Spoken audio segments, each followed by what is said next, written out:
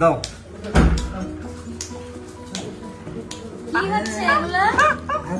বাবা এই মা খাইতেছে, দাও। এই পাশ থেকে দাও, এই পাশ থেকে দাও। এই পাশে আসো। কি হচ্ছে কি? এই ইয়ো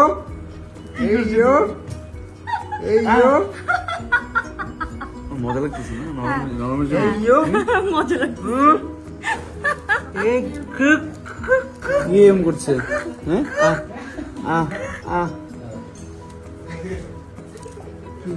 হইছে ওইটাও